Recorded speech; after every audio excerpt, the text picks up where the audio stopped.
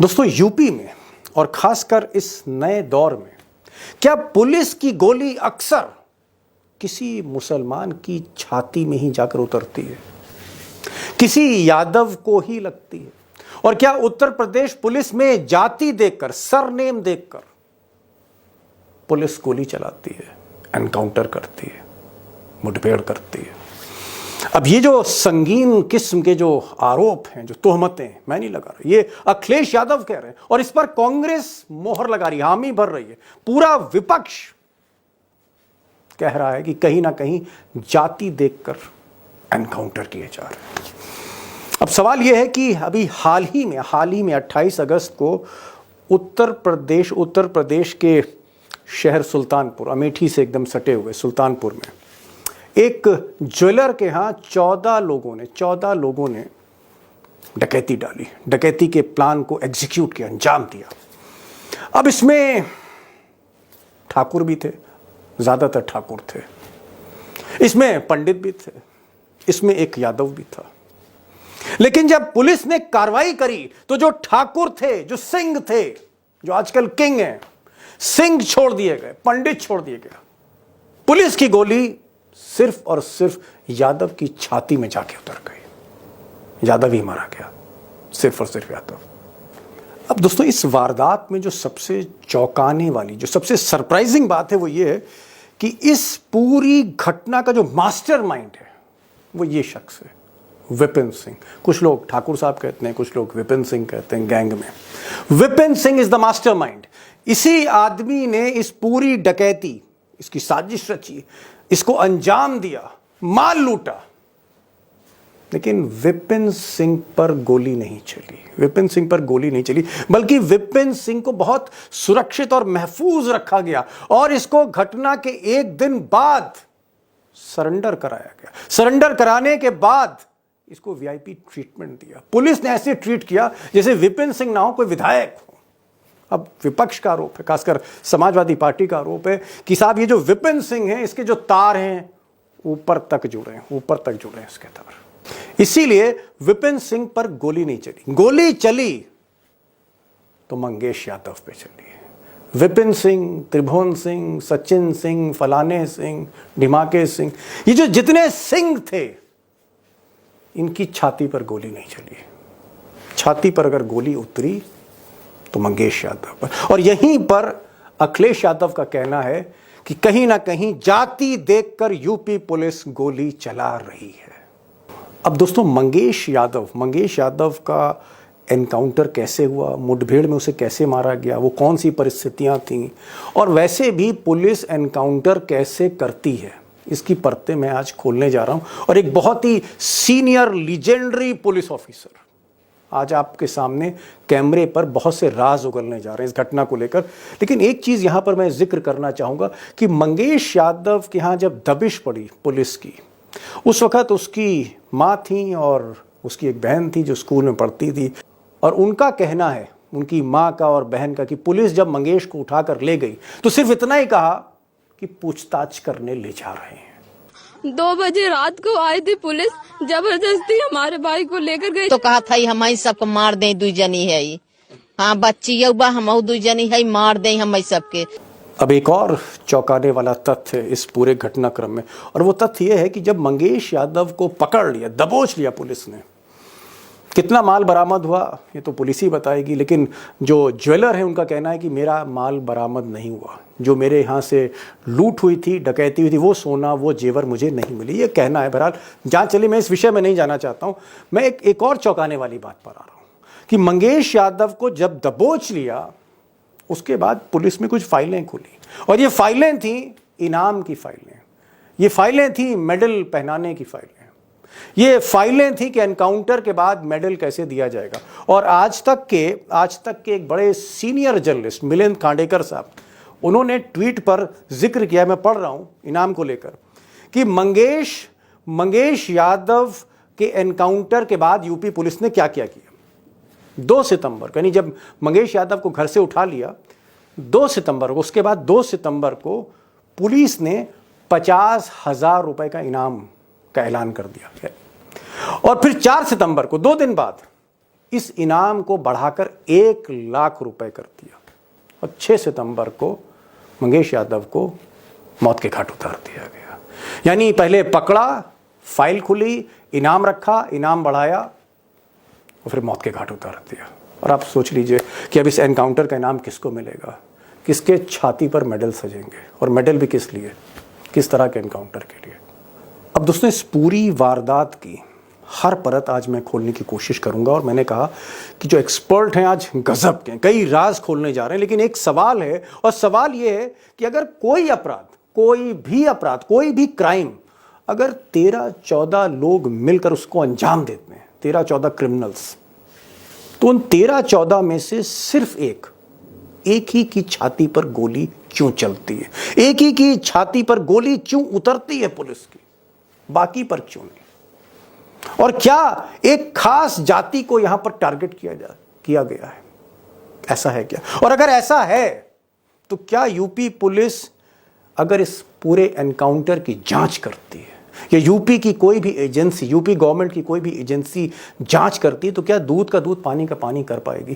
क्या ये जो जांच है इस पूरे एनकाउंटर की, इसको सीबीआई को देना चाहिए, और सीबीआई की जांच को सुप्रीम कोर्ट को मॉनिटर करना चाहिए? क्या ऐसा होना चाहिए? और क्या यह फैसला, सुप्रीम कोर्ट मॉनिटर्ड जांच का फैसला सेंट्रल एजेंसी द्वारा, क्या यह फैसला योगी आदित्यनाथ जी लेंगे, या फिर अखिलेश यादव को सुप्रीम कोर्ट जाना पड़ेगा ऐसा करने के लिए, अगर दूध का दूध पानी का पानी करना है?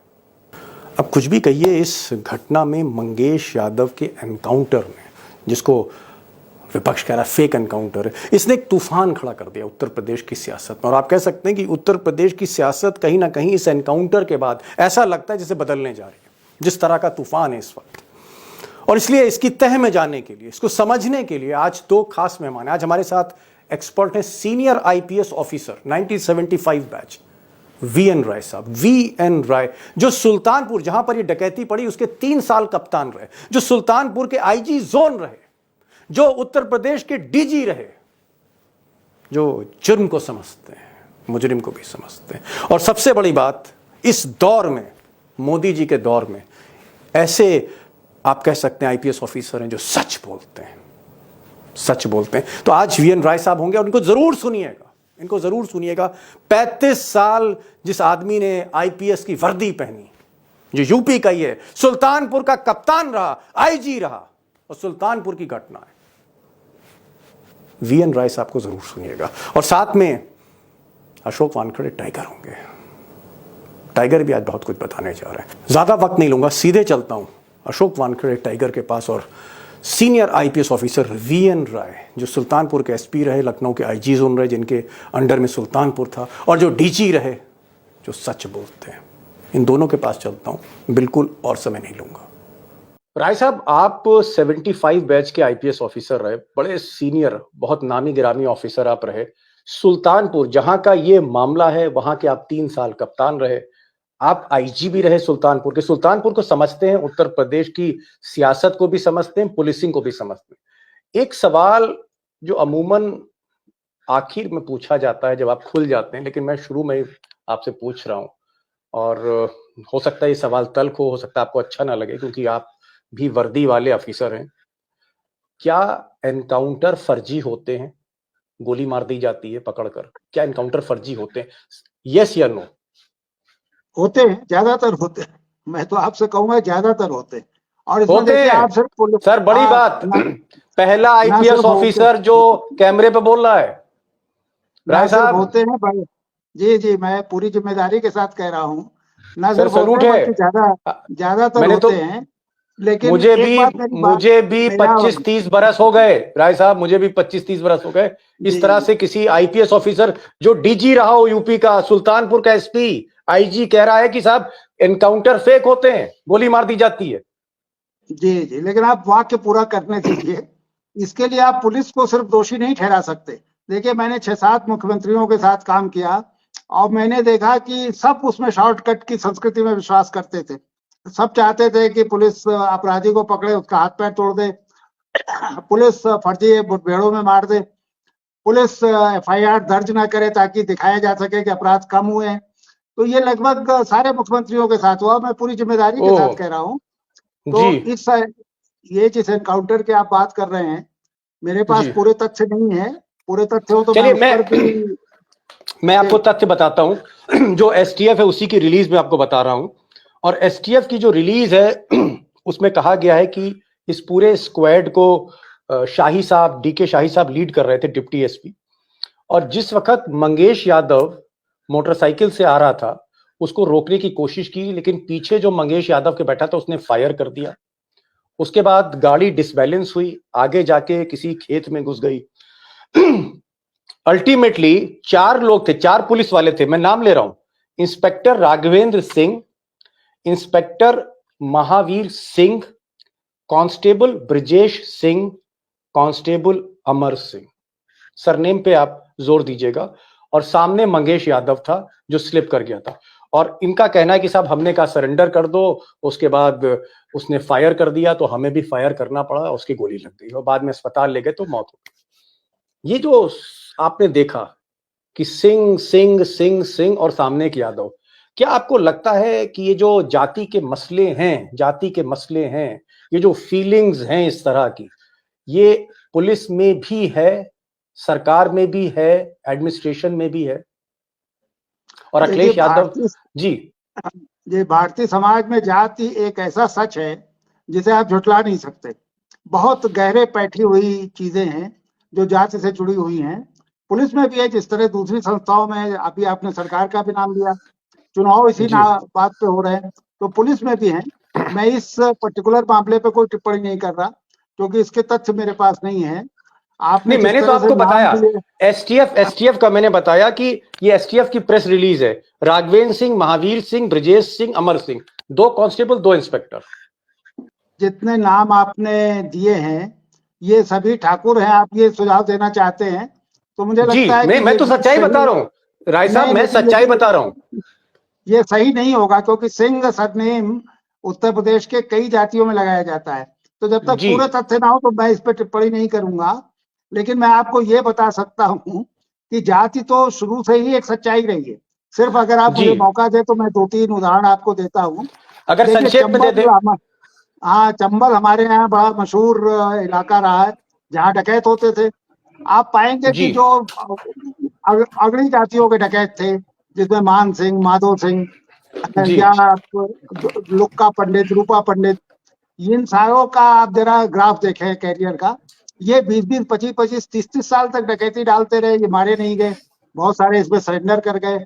लेकिन जब आप वहीं केवट, लोधी, चमार या मुसलमान भी मुस्तकीम वगैरह उस इलाके के डकैत रहे हैं उसी इलाके में, तो जी ये इनका जो ग्राफ है वो 3-4 साल से ज्यादा नहीं चल पाता। तो ओके ये प्रेजुडिस ओके। तो रही है, इसमें तो कोई शक नहीं है। प्रेजुडाइस है, प्रेजुडाइस है। आपने बड़ी बात कही, आपने कहा कि जो डाकू ठाकुर थे, मान सिंह, पान सिंह, धान सिंह या रूपा पंडित, जो इस कास्ट के थे, उनका जो है 20 साल 25 साल तक वो क्राइम करते रहे, किसी ने टच नहीं किया।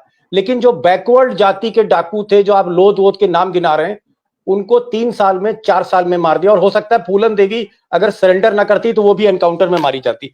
मैं एक चीज और आपसे पूछ रहा हूं, उसके बाद में अशोक वानखेड़े साहब ने हमें ज्वाइन किया, उस पर भी मैं आऊंगा। मैं एक चीज ये पूछना चाह रहा हूं, जो मुझे लगता है कहीं ना कहीं पैरामीटर्स अलग हैं। ये जो विपिन सिंह है, जो मास्टर माइंड है, जिसकी आप तस्वीर देख रहे हैं, Vipin Singh master mind of this डकैती, जिसने डकैती की साजिश रची, जिस पर 34 मुकदमे हैं, जो मास्टर माइंड है, लेकिन एक खास जाति का है विपिन सिंह को वीआईपी ट्रीटमेंट दिया जा रहा है, उसको एनकाउंटर नहीं किया जा रहा, ना उसके पैर पे गोली मारी जा रही है, ना उसके छाती पे गोली मारी जा रही है।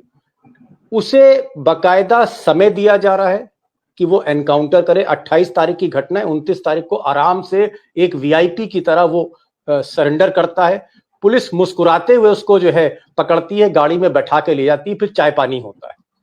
विपिन सिंह को वीआईपी ट्रीटमेंट, मास्टरमाइंड, और जो ये मंगेश यादव जो सस्पेक्ट है, इसको घर से उठाकर इसको मारा जा रहा है। ये क्या 2 अलग पैमाने नहीं है राय साहब? देखिए, मुझे चूंकि इस घटना के सारे तथ्य नहीं पता है तो मैं कोई टिप्पणी नहीं करूंगा, लेकिन वहां के लोकल लोगों से आप इसके बारे में बात कर सकते हैं। पर एक चीज देखिए, अगर आप ये सुझाव दे रहे हैं कि विपिन सिंह नाम के आदमी को भी मुठभेड़ में मार दिया जाना चाहिए था, तो मैं उससे सहमत नहीं हूं। मैं देखिए मुठभेड़ों का ही विरोधी हूँ। पुलिस कस्टडी में किसी को मारने का पुलिस को अधिकार नहीं है। Due process of law he state किसी की जान ले सकता है। तो अगर ये आप सलाह, ये किसी तरह का सुझाव आपका है कि विपिन नहीं, सिंह मेरा को सुझाव मार दिया नहीं है। जाना चाहिए था, मैं तो राय साहब आपसे तो ये कह रहा हूं, मेरा सिर्फ ये कहना है कि विपिन सिंह को वीआईपी ट्रीटमेंट, और एक आदमी जो अपने घर पर सो रहा है उसको रात में आपने उठाया और फिर अपनी कस्टडी में रखा और उसके बाद आप उसको मार दे रहे हैं।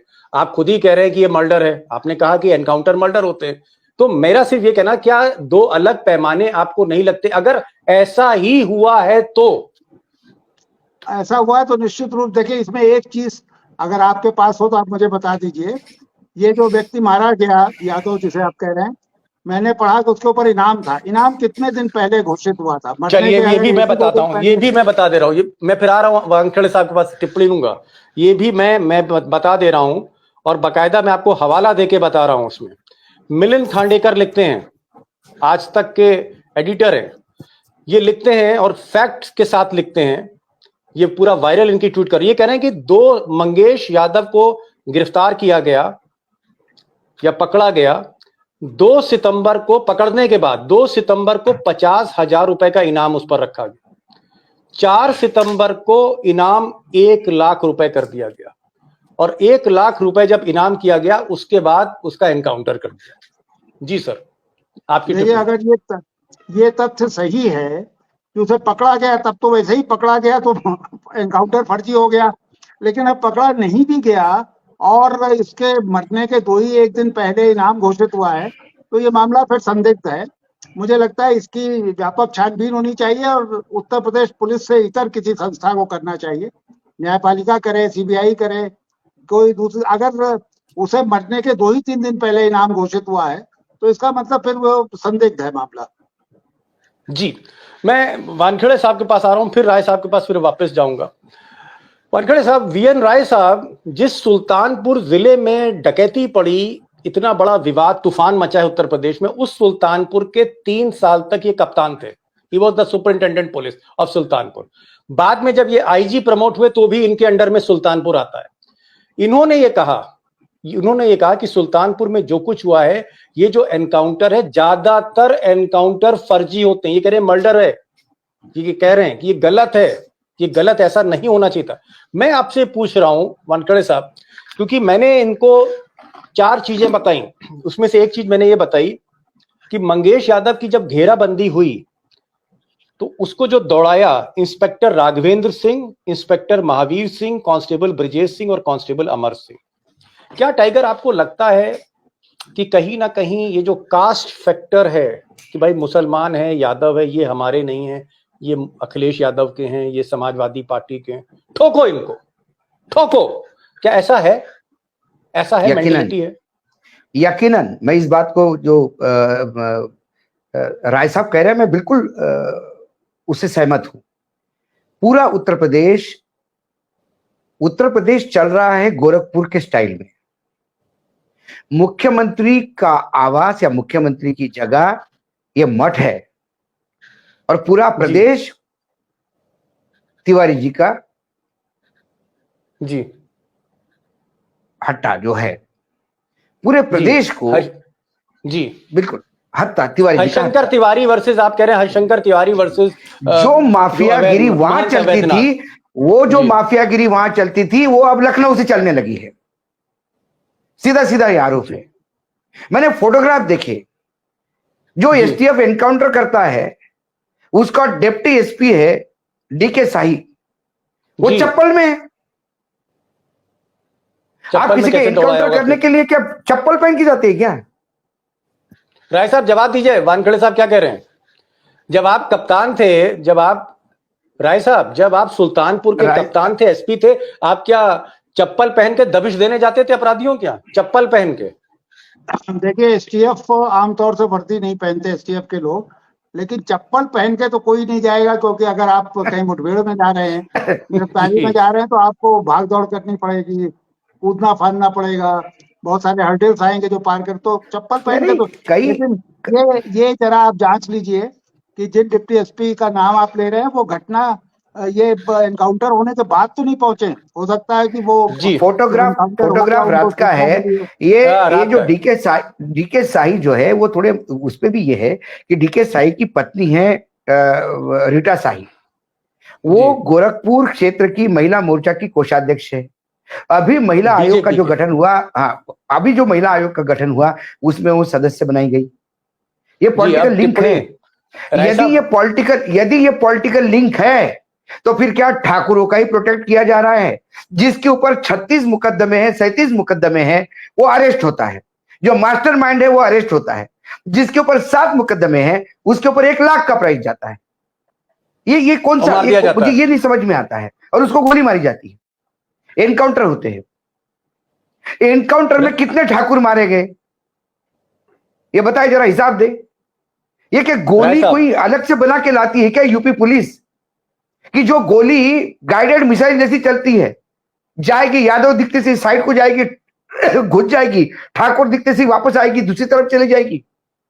जी राय साहब, दिस इज बड़ा इंटरेस्टिंग कॉन्क्युलेटेड, मैन्युपुलेटेड, एक यादवों को बदनाम करने की साजिश। यादव है तो ठोक दो। और ये इसको मैं सपोर्टिंग बताता राय हूं। साहब, मुझे 30 राय सेकंड साहब, राय लीजिए, साहब। 30 सेकंड, जी जी 30 जी सेकंड। जी जब अयोध्या लखनऊ में बरसात हुई, पानी भरा गया, मोटरसाइकिल वाले एक कपल को कुछ गुंडों ने परेशान किया। इसका वीडियो वायरल होने के बाद पूरा थाना सस्पेंड किया और 16 लोग पकड़े गए। उन 16 लोगों में एक यादव था और एक मुस्लिम था। विधानसभा चल रही थी, मुख्यमंत्री सिर्फ बोलते हैं कि हमने जो लोग पकड़े उसमें यादव और मुसलमान। उन्होंने 14 लोगों के नाम नहीं लिए, जिसमें ठाकुर भी थे, बैकवर्ड भी थे, ब्राह्मण भी थे, वो नाम नहीं लिए। जब जी आपके प्रदेश के मुखिया ही इतने सब्जेक्टिव चल रहे हैं जी तो उसके बाद फिर क्या कर सकते हैं? टाइगर मैं आपके बिहाफ पर एक सवाल करना चाहता हूं। राय साहब, आप तो बहुत मुखर प्रखर हैं, बिल्कुल डरते नहीं और सच को सच बोलते हैं आप हमेशा कैमरे पर। मैं एक सवाल पूछ रहा हूं आपसे कि टाइगर ने कहा कि जब पुलिस की बंदूक से गोली निकलती है और आगे बढ़ती है तो अगर कोई ठाकुर रास्ते में आया तो गोली पलट जाती, वापस आ जाती है, और अगर कोई यादव है या मुसलमान है तो उसकी छाती में चली जाती है। ये कैसी गोली है सर? कैसी बुलेट है? देखिए, कोई खास बुलेट है ये? मुझे लगता है कि हमें एनकाउंटर का ही विरोध करना चाहिए। ये कहने की यस, जगह इसी जमाने में योगी जी अब 5-6 साल से ज्यादा से मुख्यमंत्री हैं, विकास दुबे या इस तरह के लोगों का भी एनकाउंटर हुआ, तो हमें जाति के आधार पर, इसमें यादव भी मारे गए होंगे, हो सकता है कोई ठाकुर भी मरे हों एनकाउंटर्स में, तो जाति के आधार पर ना कह के बल्कि हमें सिद्धांततः इसका विरोध करना चाहिए कि ये फर्जी एनकाउंटर नहीं होने चाहिए। आप देख रहे हैं पिछले कई सालों से उत्तर प्रदेश पुलिस जिसे पकड़ रही है उसके पैर में गोली मार दे रही है। मतलब ये तो जी एक अजीब वो है कि आप किसी को पकड़ते हैं, न्यायालय में पेश करने के पहले आप खुद ही उसे दंडित घोषित कर देते हैं और खुद ही उसे सजा दे देते हैं।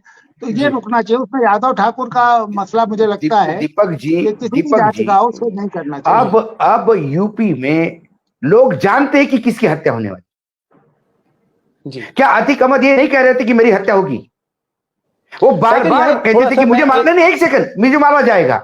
पुलिस सेमी ऑटोमेटिक गन लेके किसी पूर्व सांसद जो माफिया है जिसका ऊपर केस चल रहा है उसको पुलिस लेके जाती है और 2 लड़के आके सबके बीच में उसको शूट करके सरेंडर करते। तब पुलिस की गोली क्यों नहीं चली? तब जी पुलिस की तुरंत गोली क्यों नहीं चली? आज जी उस केस राय का क्या साहब, फॉलोअप है? आज उस केस का क्या फॉलोअप है? क्या पुलिस प्रोटेक्शन में आगे गाड़ियां पीछे गाड़ियां, विकास दुबे की गाड़ी कैसे जा रही थी? क्या गाड़ी राय साहब, आइसोलेटेड थी? गाड़ी कानवाई के बीच की गाड़ी पलटती है और वो मारा जाता है। राय साहब, किसको कहा? मैं राय साहब, मैं आपको बिल्कुल सहमत हूं। Encounter is not the solution. Encounter करेंगे तो न्यायपालिका बंद करिए, न्यायालय बंद करिए, फिर आप ही डिसाइड कर लीजिए। हाँ, एनकाउंटर कहां होता है? पुलिस छापा मारने गई, सामने से गोलियां चली, आपके 4 लोग जख्मी हो गए, पुलिस ने जवाबी गोलियां चली। वो जब आमने सामने युद्ध जैसी स्थिति है, दोनों तरफ से गोलियां चलती है, उसमें 3 लोग मारे गए तो समझ में आता है। पॉइंट ब्लैंक पे मारते हैं आप, किसी के हाथ में हथियार नहीं है, किसी ने गोली नहीं चलाई है, तो ये आपने तय कर लिया कि आपको मारना है।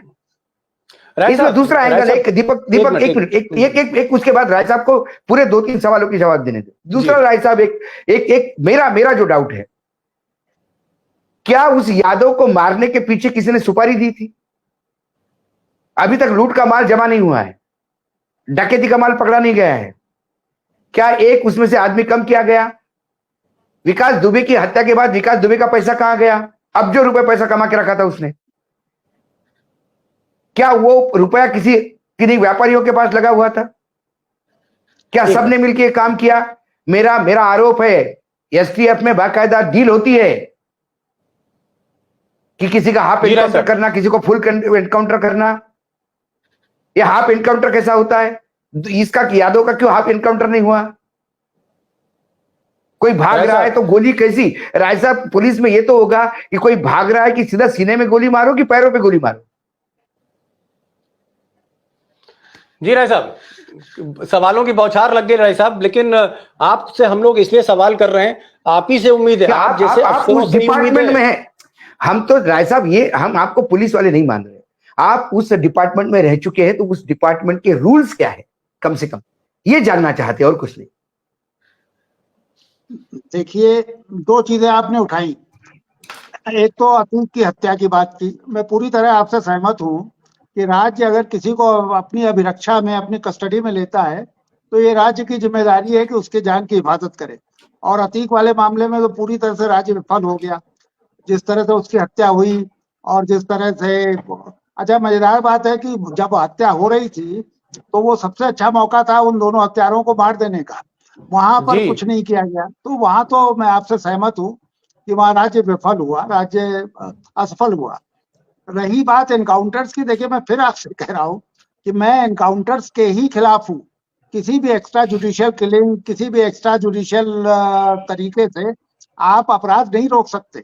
अगर ये सरकार ये सोचती है कि लोगों को मार के, उनके पैर में गोली मार के, हाथ पैर तोड़ के, कुछ लोगों को जान से मार के, ये बहुत ही खराब स्थिति है। और आपने एक तरफ एक अच्छा आपने ध्यान आकर्षित किया कि अगर आप पुलिस को ये अधिकार देने लगेंगे तो पुलिस वाले सुपारी लेके मारने लगेंगे।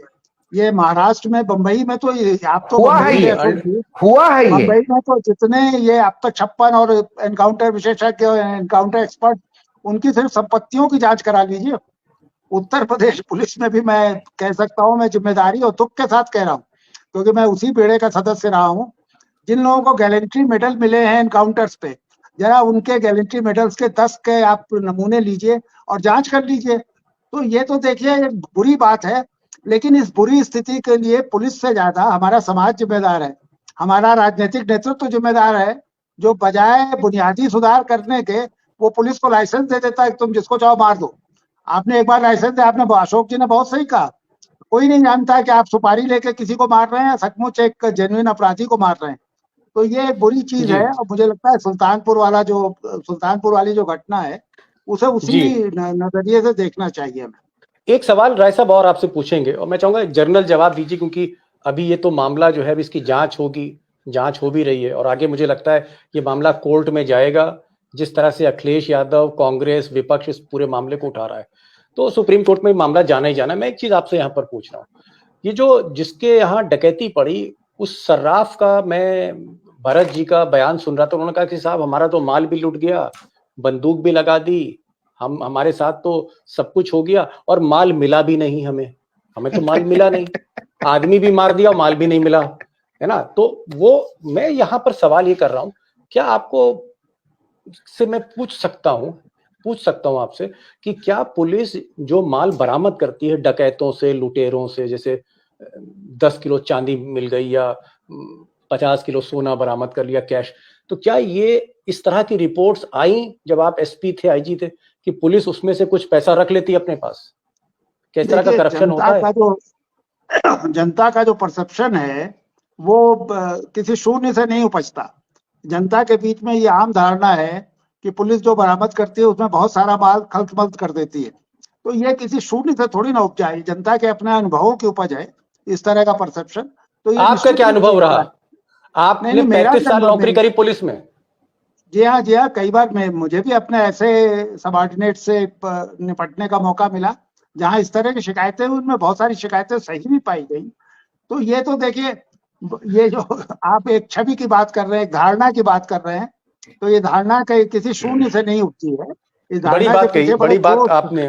ठोस कारण एक है। आईपीएस ऑफिसर दीपक भाई। होकर, एक डीजी होकर, अरे बड़ी नहीं, एक बड़ी बात टाइगर नहीं। इन्होंने एक्सेप्ट करी, एडमिट करी कैमरे पर कि पुलिस लूट का माल बांट लेती है। इन्होंने कहा कि इस तरह की शिकायतें नहीं, उनको मिली, और जब अभी जांच इस किया केस में सच्चाई क्या पाई। हुआ? जी, इस केस में करोड़ों का माल लूटा गया, ठीक है, सीसीटीवी से सब पता पड़ गया कौन कौन है। अब ये बाकी लोग पकड़े भी जाएंगे। जब इनको पूछा जाएगा कि माल कहां है, क्योंकि डकैती तो एक्सेप्ट हो गई कि डकैती तो की आपने, दिख रहा है, माल कहां है, तो ये सब कहेंगे कि यादव को छुपाने के लिए दिया था। अब यादव ने कहां रखा पता नहीं। यस। और वो माल क्या इसका बंटवारा होगा? खीरा कटेगा तो सब में बटेगा। जब इसके बंटवारा कौन, इसका बंटवारा किस में होगा? जब तक माल बरादमी नहीं होती तब तक एक एक आदमी इंपॉर्टेंट है उस ज्ञान का, क्योंकि वही आपको लिंक बता देगा। आप एलिमिनेट करोगे तो आप डेड एंड खड़ा कर दोगे, इन्वेस्टिगेशन वहां जाके फेल हो जाएगा। सब कहेंगे कि हमने लूटा, माए बाप हमको सजा दो। अरे माल किधर है? एक डकैती की सजा कितनी है? उसमें हत्या नहीं हुई है। एक डकैती की सजा 7 साल, 7 साल में ये सजा काटेंगे 2 साल, 3 साल, 1 साल वो पैरोल पे आएंगे, फिर अंदर जाएंगे, फिर अच्छे रख रखाव में बाहर आ जाएंगे और पूरा करोड़ों का माल सेक के रहेंगे। टाइगर लास्ट समय हो रहा है, समय भी बड़ा निर्दयी होता है, वरना राय साहब से तो मैं रात भर बात करता हूँ। लास्ट क्वेश्चन, और उसके बाद मैं राय साहब के पास जाऊंगा। आपको लगता है टाइगर, जैसे लोकसभा का चुनाव देखा था, जब मोदी जी जो है उस वक्त तूती बोल रही थी उत्तर प्रदेश में, मोदी जी की जबरदस्त होलसेल में वोट मिल रहे थे, तो इस तरह की बातें थी कि यादव समाज भी उनको वोट दे रहा है मोदी को। आपको लगता है कि जो यादव भले 5%, 10%, 90% तो समाजवादी पार्टी के साथ जाते हैं, 7-8%, 10% जो मोदी के साथ जा रहे थे, इस घटना के बाद यादवों का मोह भंग हो गया है? क्या ये एक बड़ी गलती कर ली योगी जी ने? यकीनन कर ली। और अखिलेश समझ रहे हैं इस चीज को, इस दांव को? अखिलेश समझ रहे। देखिए, अखिलेश बहुत मैच्योर्ड पॉलिटिशियन हो गए। अखिलेश के ट्वीट देखिए, अखिलेश का आक्रोश देखिए, अखिलेश खेल कर रहे हैं। और ये लूज बॉल रोज योगी आदित्यनाथ अखिलेश को लूज बॉल दे रहे हैं। मतलब अभी मैं आपको एक बात और बताऊं, ये तो डकैती हुई, अभी उसी गोरखपुर की केस है। एक महिला अपने पति को एम्बुलेंस में लेके जा रही थी, जी हाँ, छोटा भाई था 17 साल का। उस महिला के ऊपर उसकी इज्जत लूटने का प्रयास हुआ, उसके पति को मार दिया गया। वो दोनों ड्राइवर पकड़े गए, उसमें से एक ब्राह्मण और एक ठाकुर है, उसको अरेस्ट कर लिया, मतलब सेफ हाउस में पहुंच गए। एनकाउंटर तो उनका होना चाहिए था जी, जो घिनौना काम किया। बिल्कुल एक हत्या भी की और एक किसी की इज्जत लूटने का प्रयास किया। जी जी जी। लेकिन जिस प्रदेश में इज्जत लूटने वाले जेल में छूटने के बाद, बेल पे आने के बाद ढोल धमाके से जिसका स्वागत होता है, प्रधानमंत्री के कॉन्स्टिट्यूंसी में होता है, ये निर्लज्जता का अमृतकाल चल रहा है दीपक जी। इनसे क्या अपेक्षा करना? ऐसे सरकार से और ऐसे पार्टी से क्या अपेक्षा करोगे आप? जी जी, ये ऐसे ही सिलेक्टिव एनकाउंटर होंगे या जान माल की कोई कीमत नहीं है। यदि उत्तर प्रदेश में रहना होगा तो ठाकुर बनना होगा। जी जी जी, सिंह इज किंग। तो खैर आपने बात की, लेकिन एक बड़ी बात आपने पॉलिटिकली कही कि अखिलेश यादव ने बहुत मैच्योरिटी के साथ कहीं ना कहीं एक जो उनको सवाल जहां उठाने थे, उनको यादवों को मैसेज देना था कि देखो, तुम जो वोट दे रहे थे 5%, 6%, 8%, देख लो तुम्हारा हश्र क्या होगा, तुम्हारा नाम सुनकर तुम पर गोली चलेगी। ये वो एक मैसेज देना चाह रहे थे, और मुझे लगता है उसमें कामयाब भी होंगे, क्योंकि राजनीति के आपने कहा ना कुशल खिलाड़ी बन चुके हैं, मैच्योर पॉलिटिशियन बन चुके हैं अखिलेश यादव। एक लास्ट क्वेश्चन राय साहब, और मैं दोबारा आपको सैल्यूट कर रहा हूं। शुरू में जो आपने कहा कि एनकाउंटर नहीं होने चाहिए, एनकाउंटर मतलब मर्डर, बहुत कम पुलिस वाले होंगे जो इस तरह की बात करते हो। एक चीज मैं पूछना चाहूंगा कि एक चीज तो आप मानते हैं कि इस घटना में जिस तरह से मंगेश यादव को घर से उठाया गया, फिर 50,000 रुपए का इनाम, फिर 1 लाख रुपए कर दिया, फिर उसको गोली मार दी, और फिर जिस तरह से घटनाक्रम है संदेहास्पद है पूरा कुछ, जिस तरह से सवाल लग रहे हैं, क्या आपको लगता है कि ये जांच बजाय किसी आईजी के डीआईजी को देने के, ये जांच अब सीबीआई करे, सुप्रीम कोर्ट मॉनिटर करे? आप क्या लगता है इसमें दूध का दूध पानी का पानी कैसे होगा? क्या होना चाहिए अब? देखिए, अगर सच्चाई तक पहुंचना है तो निश्चित रूप से इसकी जांच उत्तर प्रदेश पुलिस के अलावा कोई दूसरी एजेंसी उसे करना चाहिए, और अगर इसे मॉनिटर कर सके सुप्रीम कोर्ट या न्यायपालिका का कोई और अंग तो और भी बेहतर होगा, इसमें तो कोई शक नहीं। लेकिन फिर मैं एक बात कहूंगा, देखिए अखिलेश जी हो सकता है अगले कुछ सालों में फिर मुख्यमंत्री हो जाएं, तो उम्मीद ये क्या हम ये उम्मीद करें कि अब उनके जमाने में एनकाउंटर होने बंद हो जाएंगे? क्योंकि जब वो पिछली बार मुख्यमंत्री थे तो मुझे नहीं लगा कि कोई उनको इसको लेके चलिए एनकाउंटर एक आखिरी क्वेश्चन जी आप नहीं सुनना चाहते तो जी जी नहीं बिल्कुल सही बात है। नहीं एक मिनट राय साहब, आप जो कह रहे हैं बिल्कुल सही बात है। सिंहासन दोषी होता है, सिंहासन पे जो बैठता है वो सिंहासन के रंग में रंग ढल जाता है। चलिए अभी सिलेक्टेड माफियाओं का मर्डर हो रहा है और एक पर्टिकुलर जाति के माफियाओं का पनपना हो रहा है। दूसरी सत्ता आएगी तो इन माफिया का एलिमिनेट करेंगे, दूसरे माफिया को पनपाएंगे। ये सिस्टम ही गलत है।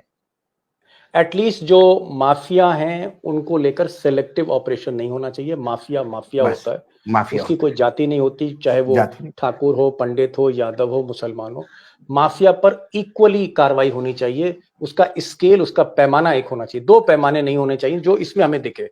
विपिन सिंह का पैमाना अलग था, वीआईपी ट्रीटमेंट, और मंगेश यादव का पैमाना अलग था, गोली। एक के लिए गोली, दूसरे के लिए वीआईपी ट्रीटमेंट। ये जो एक तस्वीर है वहां पर न्याय नहीं मिल सकता। और यही चीज राय साहब कह रहे हैं कि बेहतर ये होगा कि उत्तर प्रदेश पुलिस को जांच ना दी जाए, ये जांच सुप्रीम कोर्ट मॉनिटर्ड हो, कोई सेंट्रल एजेंसी सीबीआई करे, एनआईए करे और सुप्रीम कोर्ट मॉनिटर करे। चंद्रचूड़ जैसा कोई जज इसको मॉनिटर करे तो दूध का दूध, पानी का पानी होगा। राय साहब आप आए, खुलकर बात हुई। 35 साल आपने वर्दी पहनी, 35 साल आपने पुलिस की नौकरी करी, उसके बाद आपने कहा कि एनकाउंटर जो है ज्यादातर फेक होते हैं, एनकाउंटर ज्यादातर फर्जी होते हैं। मैंने ऐसी बात कम से कम किसी से नहीं सुनी, केपीएस गिल के मुंह से भी नहीं सुनी जो आपने कही, तो आपको सैल्यूट है। और टाइगर, आप तो आज पूरी तरह दहाड़ रहे थे। मुझे लगता है कि हो सकता है इस शेर की आवाज 5 कालिदास मार कर पी जाए। और हम चाहेंगे योगी जी से कि भाई छोड़िए, law should be equal for everyone, कानून सबके लिए बराबर होना चाहिए। इसमें क्या मंगेश यादव, क्या विपिन सिंह। राय साहब बहुत बहुत शुक्रिया, आप हमारे साथ जुड़े। टाइगर बहुत बहुत शुक्रिया, आप देर आए लेकिन दुरुस्त आए। Thank you so much for joining this programme. Thank you so much on behalf of my friends. Thank you so much sir.